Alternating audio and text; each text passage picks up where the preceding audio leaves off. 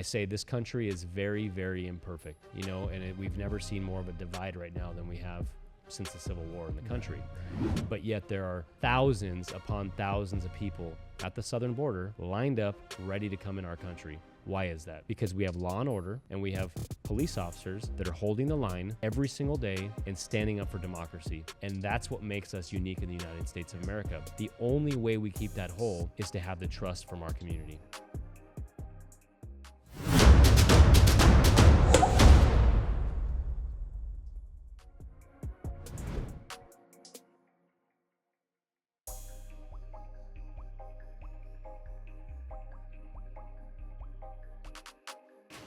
Imagine being a young police officer and getting an internal affairs complaint made against you, not knowing your peace officer's Bill of Rights, and leaning heavily on the advice of your attorney.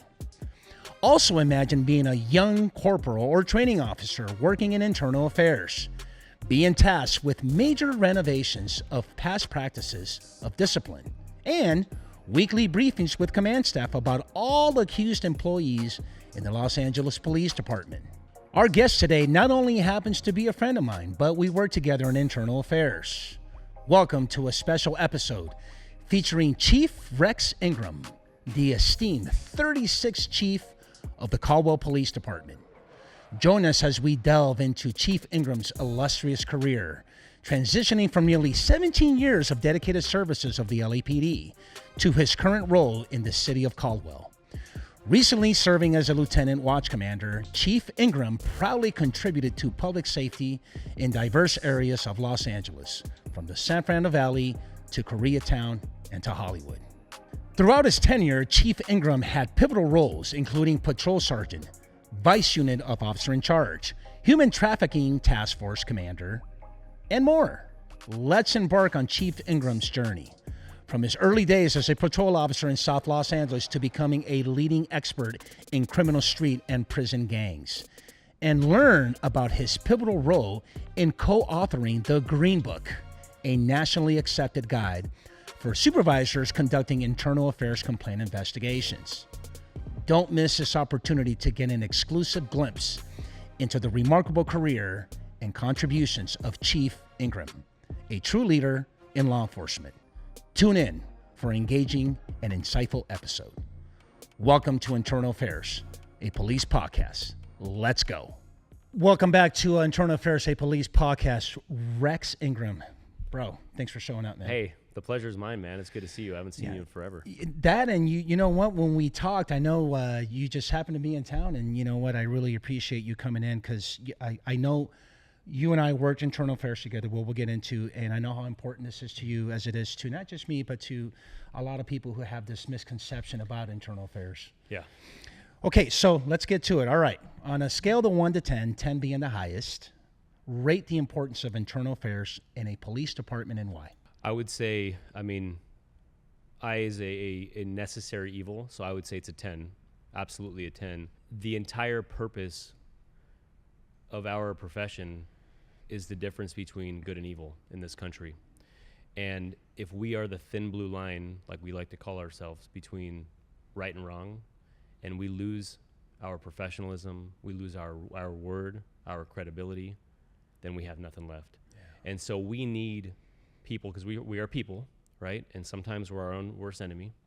And so we need people within the organization, just like corporate America has, to make sure that things don't go by the wayside and we're not falling short on certain things. Right. And if it's a training issue, it's a training issue. But sometimes we hire human beings, and human beings make mistakes. And I like to say organizations sometimes get sick. And when people get sick, we treat them with medicine. Sometimes when we have cancers, we got to cut them out. And that's really what IA's job really is to identify that 1% of the organization that is not a good fit for the department and for the community. You know what? You touched on a good point, because the previous guest, we were talking about the fraction of percentages. It is small. And I'm glad that you said it's 1%, because I don't want people to get this misconception, more than a conception, that, God, we're all just bad cops, and there's bad cops everywhere in our organization. Absolutely. And you know, as a young copper and working in South LA and Rampart, you know, with guys that came on in the early 90s, late 80s, mid 80s, you know, they said, hey, look, they're going to beef you. You don't give someone a business card, you're going to get a complaint, all this stuff. But when I actually went to internal affairs, I was actually very surprised at how little sustained complaints there are. And when they are sustained, they're usually not related to field police work. Absolutely. Yeah, and we'll get into that, and I appreciate that. Okay, look, finish this sentence for me. As an internal affairs investigator, my job is to investigate complaints to obtain 51%, which is the preponderance of the evidence, to successfully have an adjudicator come to a conclusion. 51% is the preponderance of the evidence, which is the burden of proof for the department to either sustain or unfound an allegation. Let me ask you this. This is an interesting point of view. When you were a sergeant working in patrol and you did intakes. I did. For example. Is there an expectation, or should you have an expectation when you take that intake, whether it's from the public, and worst of it all, if it's actually internal? What do you think? Do you think there should be an expectation? And what I mean by that is that sometimes, you know, sometimes you'll look and you'll say, oh, yes, oh, I can see this. This is probably going to be unfounded. Or, oh, I kind of know that officer. Yeah, maybe it did happen. What's your thoughts on that? You know, as an investigator, we're talking about as an investigator, as yes, a sergeant. Yeah, absolutely. You know, you go where the facts lead you. And I always try to say, and I tell my people now, continue to be curious, because something might look really bad on face value or something might look really good on face value, but you have to follow the facts where they lead you and continue to investigate until you think that you've uncovered everything possible to either unfound a complaint or sustain a complaint. And that's not our job to do that. Right. But the most important thing is you want to lock a complainant into their statement. Yeah. Because as we know in Los Angeles, these complainants, they don't just come to internal affairs. They'll generate a radio call, a supervisor request. They'll file a beef with the IG's office. They'll file a beef with the police commission. They'll send a letter to IA. They'll call the hotline. So there might be 6 CF numbers floating around with the same exact allegations. Yeah. However, the only time that a department employee actually might have contact with that complainant is during an intake. So it's important so then we can actually refute in the investigation and impeach their credibility, because they may have told 6 different versions of the same event.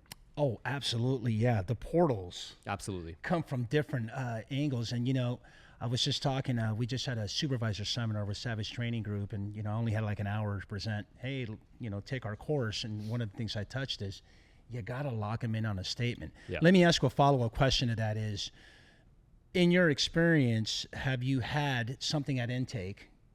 Let's just say someone did the intake on the complaint, right, for these alleged misconduct against an officer, and here you are as the investigating officer. Have you seen things start at the intake, that summary, and just end up completely different? Yeah, absolutely. In fact, I think one of the biggest pivotal points in my career when I was working at PSB, part of my job there at PSB was to do all the chief of police presentations, the executive summaries, and we would present them to Chief Charlie Beck at the time, before Chief Moore was the chief. And part of that was to go through the entire complaint, starting off with the intake, going through the entire investigation, looking at all the relevant footage, the video, the evidence, and then reading the letter of transmittal, which is the commanding officer's adjudication. It's like a finding. Yeah. A recommendation, reading with the bureau, which is the captain's chain of command, what they recommend, and then what we recommend, what we see, to make sure it's all the levels of review. It's basically a bifurcated way for the department to have checks and balances. And so that's like the last level before this goes to the chief of police for a sustained finding of official reprimand or higher. So there was one incident in particular, and I'm not going to name the division, but it happened on New Year's Eve of a certain year. And on face value, I'm reading the intake, and it was a department-generated complaint against 2 employees for neglect of duty. Okay. And the allegations were that they failed to, they engaged in a hit and run of a pedestrian in an alley. They failed to render aid, and then they left the victim at scene. Okay. Without completing a traffic collision report and doing all the necessary things for them to do their job. So, mind you, these officers have been benched for an entire year. It's coming up on statute, and the allegations were all sustained by the division, by the bureau, And it finally comes to me to do a full presentation, and I'm looking at this thing, and I can't find any injuries. The video shows actually otherwise, that they tried to do their best. And there was a lot of refuting evidence within the investigation that the COs and the Bureau COs completely missed. So we ended up turning that through the chief of police a couple days before Christmas, from sustained to not resolved, because we couldn't prove one way or another. Yeah, right. And that right there, you have officers that are at their home thinking they're about to get fired for a felony hit and run that they committed, and there's nothing to go 51%. And so I felt really good about myself, and I don't even know these officers. Right. And so, but for my captain to call their attorney and say, IA did a thorough review of this case that started at your division, and it's completely, you're going to go back to work. It's not unfounded, but it's not resolved. They couldn't believe it. A couple of things. I do know PSB stands for Professional Standards Bureau, which I'm sure a lot of agencies use that terminology, which is no different than being in internal affairs, IA. I certainly would like to touch on the sentiment of mental wellness. Mental illness. I've been saying this a lot lately because I truly feel that the missing piece to this mental wellness, and you know this, from your current role as a chief of police, is that we always talk about the anxiety, depression, and the stress that comes along with the job. Whether you're working long hours, certainly a catastrophic event, right? Suicide, an officer-involved shooting, taking someone's life. But not many people really talk about the disciplinary process. Mm-hmm. Like this example, you kept these guys for a whole year, right? Statute of limitations is the 1 year mark, Right. Which was coming up. And I suppose thank God for the levels of review where you were able to catch that. What are the lessons learned? What can we take away from something like this? So the lessons learned are, first and foremost, the sergeant conducting that intake when they're meeting that complainant who's alleging that they were ran over in an alley by LAPD officers need to really do a thorough and accurate and timely investigation and photograph the scene and do follow-ups and look for cameras and check the call log and look for damage on the car, look for injuries at the hospital, and those are things that didn't play out. And so without that 51%, I would say, as these officers are assuming that the boxes are getting checked, but the lack of communication from the department internally to these two officers could play a role on their career later on. And then as they promote or throughout their journey in their career, sometimes they might do the same thing because that's how they were treated as an officer. So they think that's just the way it is. Right. Goes to culture. Correct. And it's kind of like raising kids. If I'm not a nice parent to my child, I can only expect my child to go out there and not do nice things. Absolutely. It sounds, what you just described is what I always say, no stone goes unturned. Right. And that is so important. And thank you for sharing for that. So, okay, one more. Finish this sentence. Internal affairs is known as? The Burn Squad. The Burn Squad. I like it. With the slogan, burn them to learn them. I love it. Yeah, no, it's been around. But that's false. Right. And then the other thing, well, there's more. Right? We have the Rat Squad. Yeah. The Dark Side. The Dark Side. What else have I heard? The Burnberry building. The Burnberry. Which is where we worked. Which is where, and the fifth floor is the oven. That is because, the oven's hot. Yeah, it is hot up there. Yeah, the oven is hot. That was your office. That was my office, and we'll get a little bit into that. The other thing, too, that I heard was Captains B. Heard of that before. Cop haters, desk jockeys. Yeah. Something along those lines. Look, I know it's there's some humor behind it, but in all seriousness, that all comes from the stigma that's been around. I mean, you and I are 20-plus year veterans. What can we do to change that stigma? Because that's what, for whatever reason, cops just think like we're so evil. What's your thoughts on that? I think we got to be leaders, and everything that we look at in any organization or any family or any classroom environment, whatever it is, right. It boils down to leadership issues. And it boils down to exposing our people at a very young age in their career what the disciplinary process looks like. Yeah. Because we have sergeants, part of my role when I worked at IA we had sergeants in IA that didn't understand the entire process. They were just case carrying investigators doing, with tunnel vision, looking at their cases. They had no idea what actually happens to a case as it works through the whole process. So if we want our police officers to be well trained and understand the process, we have to do a better job as leaders. Absolutely. To explain and communicate all that to them. I like that. No, absolutely. I couldn't agree with you more. Okay, so let's take a trip down memory lane. Oh, boy. Yeah, let's do this. So Academy 2000. Now you're triggering some PTSD, buddy. Let's go. So 2006, you joined and you went in the LAPD Academy. You made a field training officer in 2012 as a police officer 3, as a P3? Yeah, well, actually, it was a vice investigator position, a Hollywood Vice, which, no bias, but the most elite vice unit in the country by far. It is. That's my opinion. Well, in LAPD it is. That's Absolutely. D1. That's All-American, D1. That is. And the selection process, when it was during the recession. Okay. When President Obama was the president, and it was around the time where the department, we had no overtime. It was all time off. Time off. Right? Yeah. And it was the first time in several years where there was a vacancy that was actually advertised in Hollywood Vice. So based on my memory, I think there were 64 applicants for one position. And I was working PED already for a year. Right. And I didn't think I had a shot. Yeah. And I got the job. Yeah. And so I took that very serious. Because, as you know, Hollywood is notoriously known for prostitution, blatant street-walking prostitution. That's right. And I'm proud to say that as of today, those Master 318s on Western and Sunset are gone north of Melrose. They're in Olympic. Oh, well, let's see. Prostitution enforcement detail? Is that what Well, now it's, we that's rescue, what we call the PED. Yeah, we rescue victims now. Yeah. Under human trafficking laws. And the 318 is, was that like a type of form or an investigation for? A vice investigation. Nice. So the Master 318 means it's been around for decades, and these specific ones were around since the 1980s. Wow. So, Sergeant 2015, congratulations, you made Sergeant. Hey, would you agree? You know what? Sergeant is like a really good, I think it's a great job.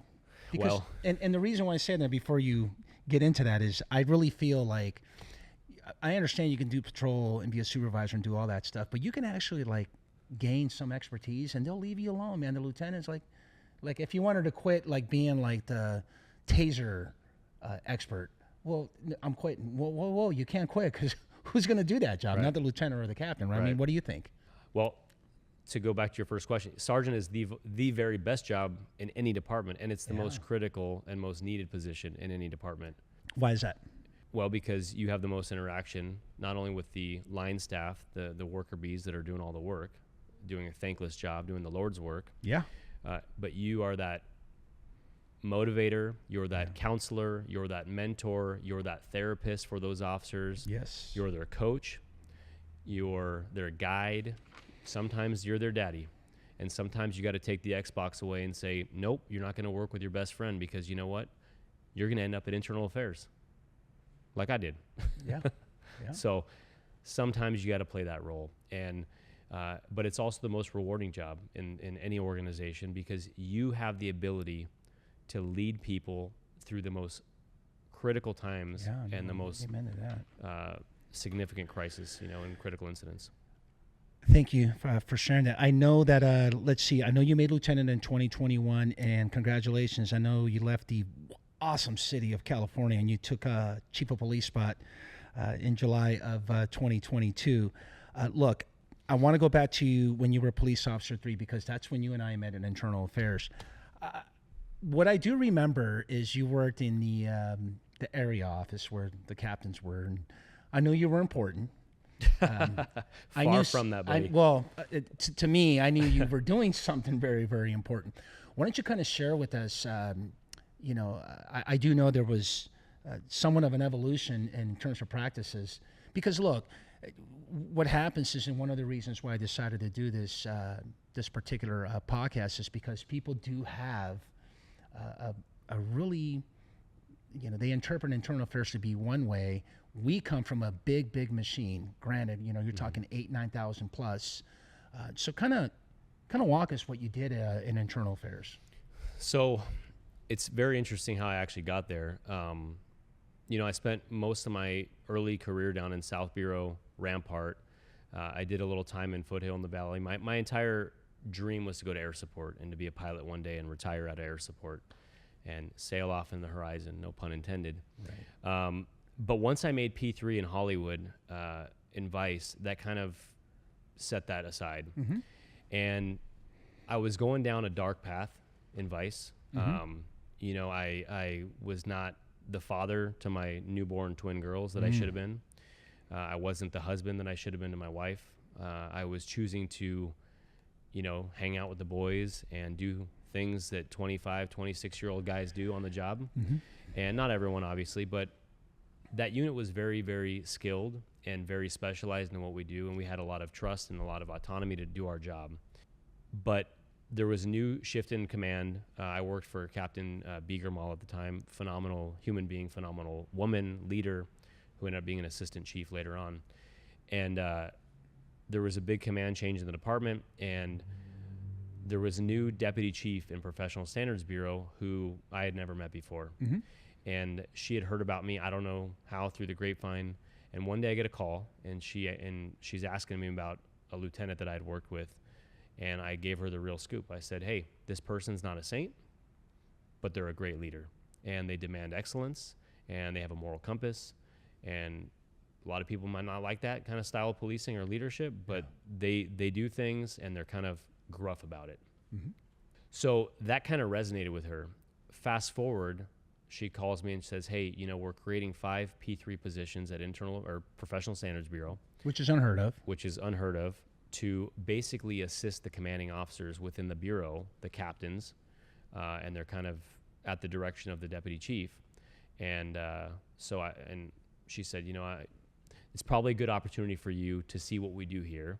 You might not want to come over, but this is what I'm offering you. Right. So I went through the application process. I did an interview. I made in the outstanding pool, which is part of the process. And I didn't want to go. Mm-hmm. My wife and I had a serious conversation about it, and she said, you got to go. That's an opportunity, and it'll help us have a good home life with you, because I'd been gone every day, court, overnight, sleeping in my car, just a miserable life. Yes.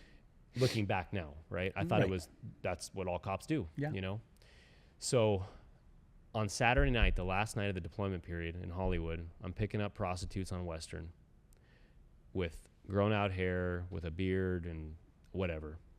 Monday morning, I'm sitting on the Metrolink train in Class A uniform, doubting every decision I made to go to Internal Affairs, thinking, what did I get myself into? First of all, there's no other cops there. It's all sergeants, detective supervisors, lieutenants, captains, chiefs, commanders.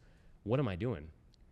I get there, and it just completely shifted my paradigm to, there are so many talented employees like you, right? When I met you, a lot of people in law school, phenomenal writers, phenomenal critical thinkers in there. Mm-hmm. And I felt for the first time in my career, I'm actually proud to be part of this organization, because these people in here are doing a great job for the street coppers, for the coppers that were on this side of the table, going with their attorneys and getting the nudged foot, on getting coached on what to say, what not to say in an interview.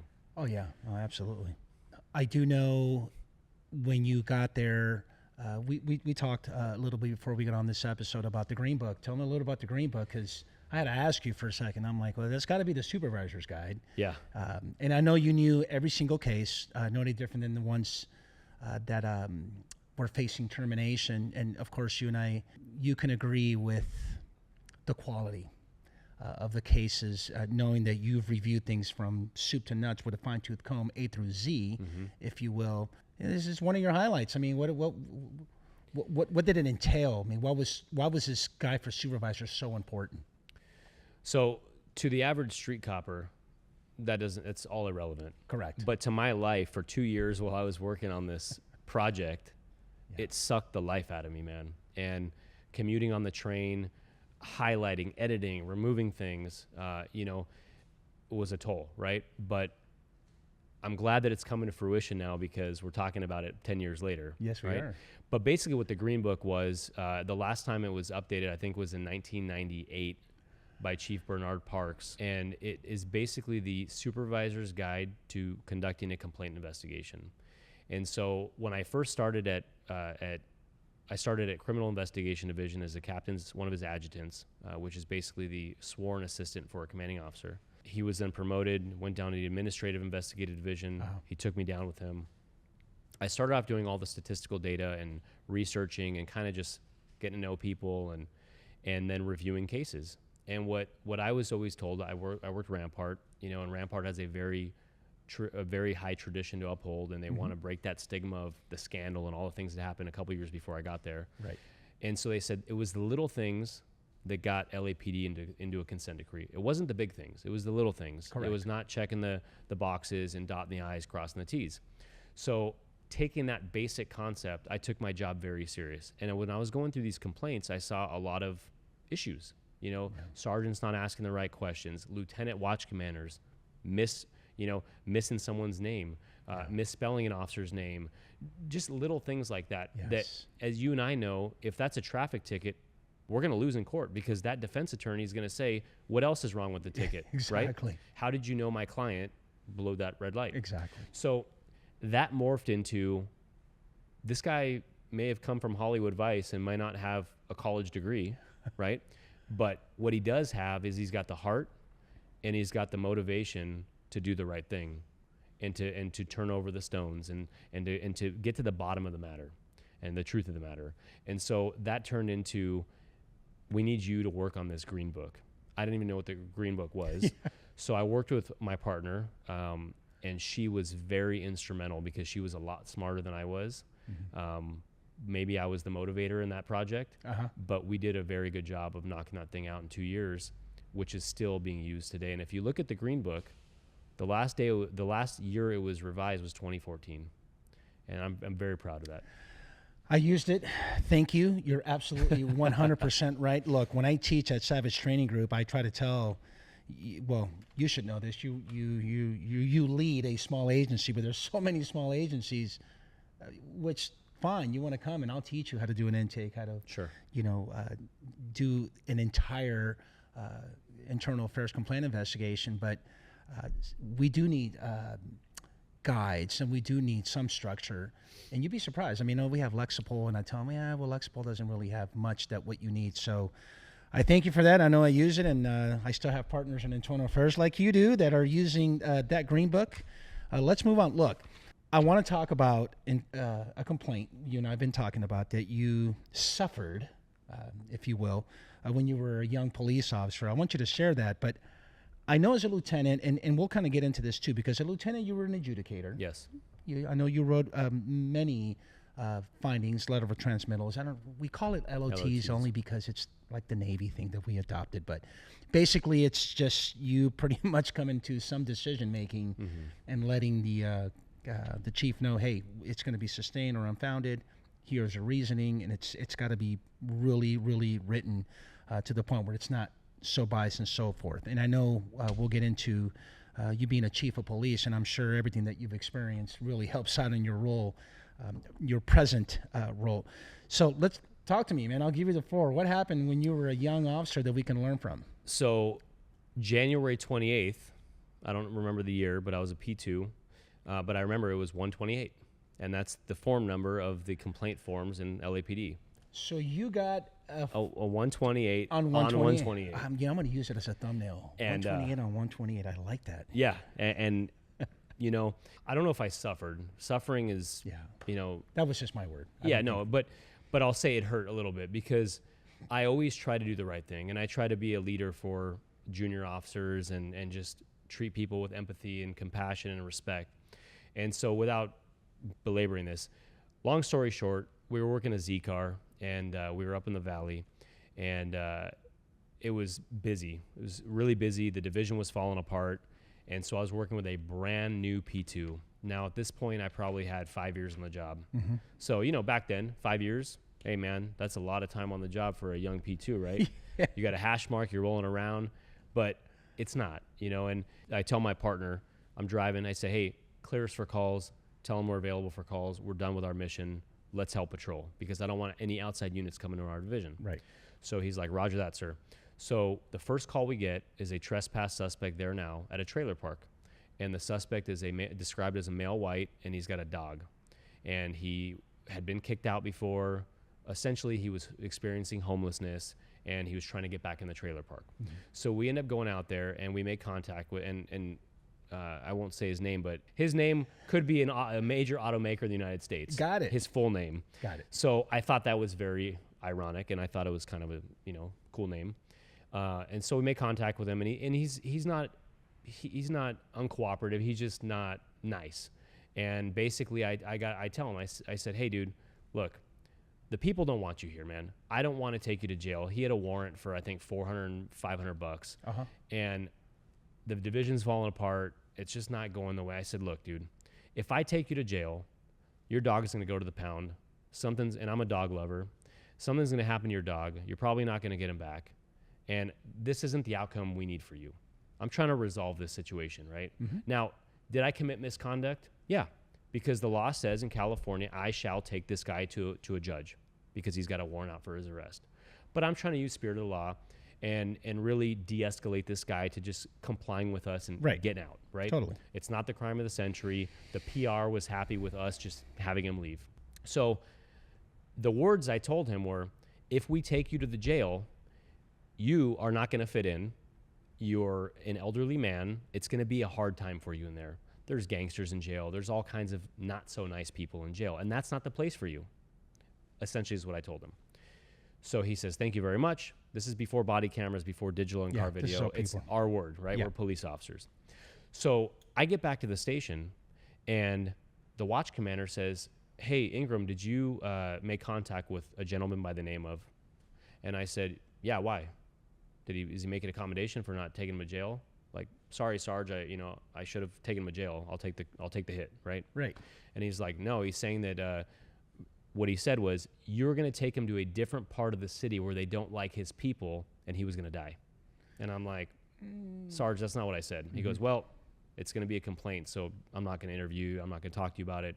Get a rep, whatever. I was like, wow, this is what the LAPD wants, is me not having compassion and like not trying to like verbally de-escalate this guy. Okay. So long story short, it goes to IA. It becomes a 128. And I end up getting interviewed. I have an attorney with me. And the IA investigator gives the attorney the questions before the interview.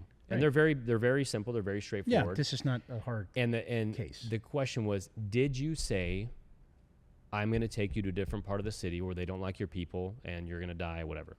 And I said, no, that's not what I said. And as I'm about to give my answer, the rest of my answer to this investigator, the attorney tells me, that's not the question. It's yes or no. And I said, yes, sir. And I stopped answering the question. But what I was going to say was, no, that's not what I said, but this is what I said, and this is why I said it. So after it goes through the adjudication process, it's not resolved. I'm not proud of that. I'm not proud of that because it should have been either a sustained complaint for neglect of duty for not taking him to jail, but it definitely was not resolved. I said something which caused him to call the watch commander because he was scared or whatever. Right. It was a crappy investigation, and it was crappy lawyering on my lawyer's part. Mm-hmm. And I learned really quick in that process that entire thing could have been investigated differently and adjudicated differently had I just been given my chance to give my side of the story. And I think the takeaway from that as an adjudicator later on, and now as the chief of police, is to all of our coppers out there that are holding the line, your interview is your time in front of the microphone to tell your side of the story. If your COs or your lieutenants cannot come to a conclusion based on your testimony, it's going to be a not resolved. So although our attorneys are great at what they do, and no offense to you, but sometimes you know what the right thing is. Just tell the truth. Just tell the truth. And the chips are going to fall where they fall. Mm-hmm. And that's kind of the takeaway from that. Yeah, you bring up you bring up some really good points. First of all, let me address the suffering. And I know I said that in a comical way, but I mean, let's face it. You being young, and me too, we suffer from not even knowing It's demoralizing because you're out there humping every day, right? And this is what they give you, right? Not resolved beef. But the scariest part about all this is that even till today in the LAPD Academy, or maybe the majority of academies, they suffer from not knowing what internal affairs is, what peace officers' bill of right is, or having an attorney or someone saying, you know what, be forthcoming, forthright, truthful, and honest, and the truth. It will set you free. To your point, when I was an advocate, right, my job is to put on these hearings, and you know this. To put on hearings or to burn officers? To both, yeah, I'm just kidding, buddy. No, it's one of those, and I always say this. You know what? I've done about 30 plus of these hearings, and 5 of those have been righteous terminations because they lie. They're no one wants a bad actor. You have a bad apple, you gotta go. I'm with that. However, the question we should be asking ourselves, what happens to those other 25, Marlon? Right. And that goes to your point where you sit there and you're reading all these complaints, and something as minor, but even worse is just, you know what? I always say it's half-baked. Half-baked investigations doesn't get me anywhere. And there's so many times where I've told my lieutenant, you know what? We're not even at 48. We're not even close to 51. We can probably do 40. Hey, let me walk in to tell the commander or the deputy chief when they meet, as an advocate, the one I'm putting on this case, like, you know what? Try to figure out something else. Settle for, I don't know. Okay, if you want to make it sustained, go for it. But you know what? Give them whatever. But at the end of the day, you're talking termination here. You're talking about serious allegations. We don't have it. Here's what's worse. Talking about attorneys. And I think the other lesson is also the competency. Right. Or if they, meaning the attorneys, have the best interest. And they don't. They don't. I've seen cases where they'll do the compelled interview, right? And you'll tell them, Ira, God bless his soul. God bless his soul. God, I love Ira. He was a good Ira will say, hey, listen, be truthful, honest, forthcoming, tell the truth, fall on the sword. That's it. And guess what happens? They don't take his advice. So now you get charged with a false statement. Right. And guess what they end up doing? They don't even have the courage to even call Ira and says, you know what, I'm dropping you and I'm going to go shopping for another attorney because now I'm facing the advocate section of the Board of Rights. So I couldn't agree with you more. It's just, I would imagine it probably, it has more of an impact knowing that you went to internal affairs after what you experienced, and now you're in a high capacity role where you're actually adjudicating all this stuff. Thank you for sharing that. Chief of Police, let's talk about that. I do know you left. How's it going? What challenges? And tell us a little bit about your new role. Well, I love it. It's every rank has a different set of expectations and responsibilities and things that we do that go along with that. But I think the best part about being a chief of police is I am the decision maker for the direction of the organization, right? And so the sphere of influence is much bigger. Yeah. The thing I miss the most is actually my involvement directly with the line cops. Yeah. So what I try to do is make a conscious effort to engage with my line staff every single day I come to work. But I'll tell you, back to piece that into the IA component is Ronald Reagan, this is a timeless quote, trust but verify. And that's what I did when I was at PSB. That's what I did when I was a sergeant in the field. That's what I did when I was a lieutenant, adjudicating these complaints. It's not that I don't believe the sergeants that are doing these investigations, but I demand accuracy, and I demand a thorough investigation. And a lot of times, too, to get back to that is coppers, they want a sergeant that's got their back, right? Getting their back doesn't mean covering up. Getting their back means doing their job to make sure that this complaint is unfounded. Yes. Right? Or that it's sustained, but it's training, or and so now as a chief of police, that's the expectation that I have of my deputy chief, my captain, my lieutenants, my sergeants is question. Always question it, right? If someone submits a work product, ask questions. Tell me more about this. How did you come to this conclusion? Because now as the ultimate decision maker or the imposer of discipline, it rests on my shoulders. Yeah. And I believe in extreme ownership. And I would never say, oh, well, the sergeant did the investigation. Go talk to him. I don't know why I fired you, or I don't know why we let you go for this. But it by far, as the chief of police, it is the best position to effectively take care of an entire community, you know, and I say this country is very, very imperfect, you know, and we've never seen more of a divide right now than we have since the Civil War in the country. Right. But yet there are thousands upon thousands of people at the southern border lined up, ready to come in our country. Why is that? Yeah. Because we have law and order, and we have police officers that are holding the line every single day and standing up for democracy. And that's what makes us unique in the United States of America. The only way we keep that whole is to have the trust from our community. Yeah. It doesn't mean doing things that we shouldn't be doing, right? But it means adapting and becoming part of that community. And so as the chief, I love getting out there and highlighting all the phenomenal work that our guys do. But I'm also the first one to say there is no bigger critic of my department than me, because I want greatness. And if we don't get greatness, we'll get good. And good is okay, right? Yeah. Good is okay. If we aim for greatness and we don't get greatness, we're good. Yeah. But if we aim for good and we don't get good, we're bad. Yeah. And that's the bottom line. No, absolutely. It has a huge impact. Yeah. You know, disciplinary issues, community issues. I thank you for sharing that. It's super, super important.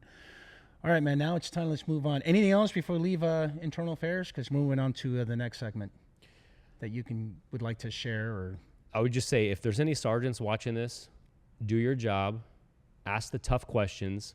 If a complainant says something that doesn't sound right, call them on it and document that. And you're not doing anyone a solid by not saying, do you want to make a complaint about that? Ask them. Get them on paper, on tape saying that, on body cam, so they can't go back later and then put a beef on you for not doing your job. Because we've investigated those too, right? The sergeant themselves talk about neglect, got the neglected duty, but the coppers are all unfounded. Yeah. So very, very good advice. I appreciate that. Okay, worst and best. Let's go with that. We'll go with the worst first, and something you'd like to share that that happened in your career, incident or something at work, and as far as being worse. Okay. I've had a really great career, and I've been very fortunate. I've never been IOD. Very fortunate. I'm a 5th generation cop. My dad was shot in the line of duty. My uncle was shot in the line of duty. My father-in-law was shot in the line of duty. And I just knocked on the wood here. I haven't been shot in the line of duty yet, and I don't plan on it. But I take tactics very serious, and I take, officer survival and safety and stuff very serious. And one night I got caught slipping, and I still think about it every day, because I don't know why I survived this incident. So I'm working one night, I'm undercover, and I was basically the point doing a surveillance on someone down the street. And it was in the middle of the night. I was the only officer on that block, and everyone else was in the winds. All the winds were covered, and I'm on the radio. And we had worked a Dodger game that night, and then transitioned to a surveillance mode after that. So I have a Dodger jersey on. I had a shaved head. I'm a male white in a Hispanic community, and I'm in a Honda Accord with no tint. So their street lights are on the sidewalk, and I got binoculars. And I'm looking down the street about 100 yards, and I'm looking through my binoculars, and I'm calling, and I got my radio in my left hand, and I'm just, eyeballing it, long eye. And all of a sudden, the binoculars, they're tunnel vision, right? Yes. But I see the street about, I think, 25, 50 yards ahead of me kind of dim out. And I'm like, that was weird. So I dipped my binoculars, and I'm looking, I don't see anything. And at the A-pillar of the passenger side of my car, there's an MS-13 gang member with a big head with horns tattooed right here on his forehead, coming up with a 1911 to point it right at me. Right. And I don't know why the gun didn't go bang. I could not get my gun. At the time, I wore my gun under my left armpit. Yes. Because I was having a jersey on, I could just go like this. But he caught me dead. He had me dead to rights. Thankfully, by the graces of God, just like in EVOC, they tell you in slow speed driving and parking and stuff, reversing and starting, if you parallel park, which we do all the time in Los Angeles, they always teach you, when you back in, leave the wheels facing out. So if you have to get out of that spot fast, you don't have to turn the wheels. You're already going that direction. The car was in drive. My foot was just on the brake. So all I could do was jam on the gas and go and drive away. And then I put it out on the radio, and he was GOA. GOA. We didn't find him.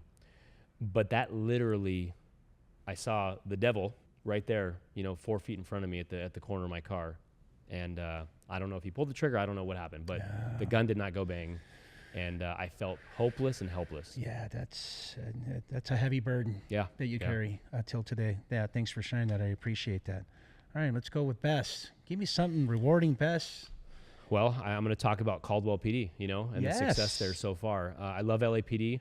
And for all of our viewers here, I am not putting in for anything to do with the beloved LAPD. LAPD is a great organization, but the bench is full of awesome people. Yes. A cast of great characters that can gladly lead that organization into success. And there is some needed change. So hopefully that department does good things. But I'll tell you, in the last year and a half, since July of 2022, I've been honored and privileged to lead the Caldwell Police Department. The agency is in southwest Idaho.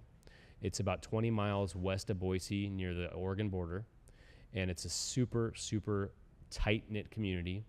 It's about 30 square miles, so it's comparative to like a mid to large division in LAPD, size-wise, geographically, size-wise. We have about 74,000 actual documented residents, with a daytime and nighttime visiting, I'd say close to like 85 to 90,000 people come into the city on a daily basis. And we have about 85 police officers and 15 support staff that do a phenomenal job. When I took over the department was under a lot of scrutiny from the FBI, the DOJ. A former lieutenant had just been indicted for some civil rights violations. Okay. And to me, those people need leadership. And I'm not a guy that's got I don't have a master's degree. I don't have a PhD. I don't have a law degree. But what I do have is a heart, and I do have is the credibility of holding the line and taking care of the people that are out there protecting and serving the community. And so I went into that interview with that platform and just putting people first, always putting our people first. And so over the last year and a half, they've gotten almost a 25% raise. We've given them a bunch of new equipment. Everyone has a take-home car now. We've implemented Lexapol into the policies because cops need structure. Yes. Right? We're all humans. We need structure. We've brought in, we made a professional standards bureau, which is largely training, but also an IA component. So sergeants aren't feeling compelled to have to investigate their own complaints, which sounds just wrong. Yes. We brought in a PIO that is very good at highlighting all the great work that Public our guys information are doing officer, and communicating with the community.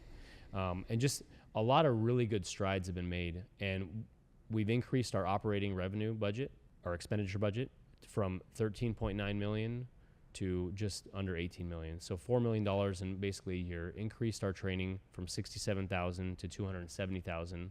So now I can actually pay for people to go to training, and I can pay for them to go to out-of-state training at the FBI Academy and the National Innovation Academy in Florida, and all these different things that they never had opportunities to do. And I've given them a voice. So I've given them due process.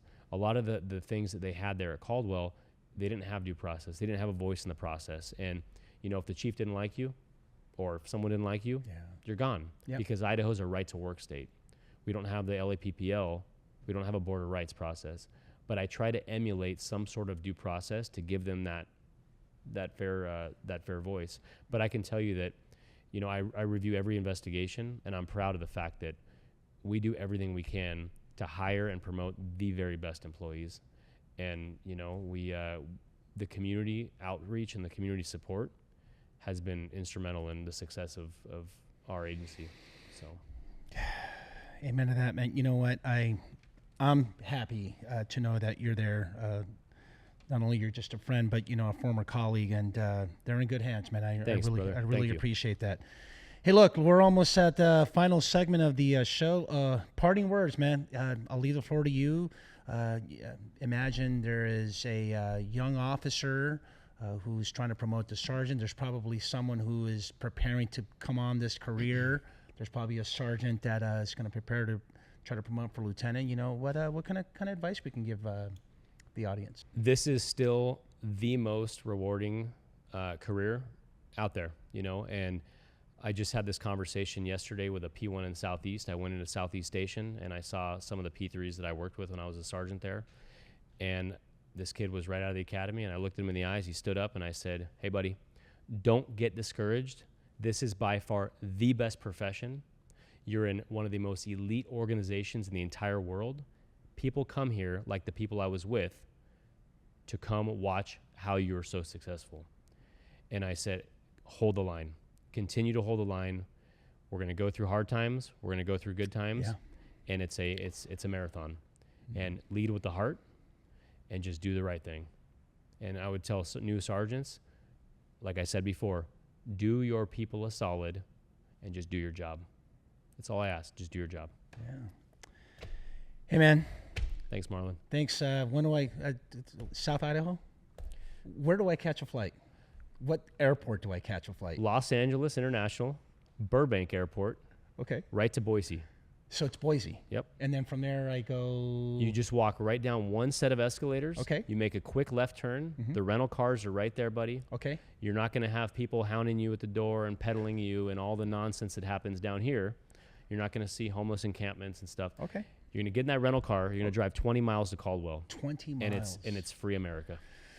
Do a Patagonia jacket? What do I wear, bro? Because I know it's cold. Don't try to act like it's not cold. Hey. Because I know it's cold. You do you, boo. Thanks for coming, man. This is going to wrap up the episode. Look, like always, you know what? Be safe out there, and don't forget to go Code 6. Thank you.